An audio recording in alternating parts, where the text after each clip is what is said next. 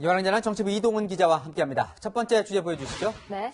자, 더불어민주당이 왜 또 난감할까요? 조국 전 법무부 장관 때문입니다. 이 보궐선거 이후에도 보면 이 조 전 장관의 당내 영향력은 여전히 꽤 큰 것 같아요. 네, 재보궐선거에서 진 뒤 원인과 대책을 논의하는 자리에서 조국 전 장관이 또 등장했습니다. 진솔한 원인 진단이나 대책 논의라기보다는 조 전 장관을 옹호하느냐 마느냐로 입장이 갈려서 공방만 벌이는 모양새인데요. 민주당 의원들도 난감해하고 있습니다. 조국에 집중해 주지 마시고 앞으로 무엇을 할 것인가에 대해서 집중을 해주셨으면 좋겠다. 조국 사태에 대한 얘기는 나온 거는 맞다고들 하시는데. 조국 사태는 개개인의 생각이 좀 틀리니까.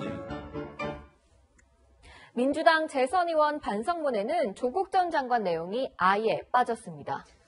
네, 중진 의원들은 어떤 생각을 갖고 있을까요? 네, 중진 의원들은 애매한 줄타기를 하고 있습니다. 당대표에 출마할 예정인 사선 홍영표 의원은 조국 전 장관 자녀의 입시 비리 의혹에 대해서 국민의 눈높이에서 공감하는 데 있어서 안이했다면서도 검찰개혁 문제는 조 전 장관 개인과 별개라고 말했습니다.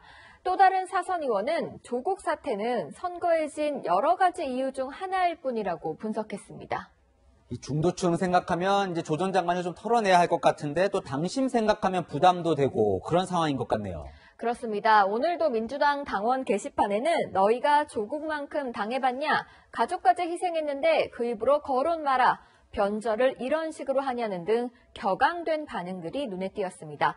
조국 사태 이후에 치러진 총선에서는 여당이 압승했는데 왜 이제 와서 조 전 장관 탓을 하냐는 겁니다. 다음 주제 보겠습니다. 네. 자, 돌아온 비문. 이철희 전 민주당 의원이 어디로 돌아옵니까? 대통령 정무수석으로 돌아올 것 같습니다. 방송 출연도 많이 했죠? 저 민주당 의원을 지냈지만 말 그대로 이제 친문 인사는 아니잖아요. 그렇습니다. 오늘 발표된 여론조사를 보면 대통령 지지율은 33.4%로 역대 최저치를 기록했는데요. 한 여권 인사는 청와대 참모진이 민심이 얼마나 분노하고 있는지 대통령에게 제대로 전달하지 못하고 있다고 토로했습니다. 그래서일까요? 청와대는 조만간 수석들을 교체할 예정인데요.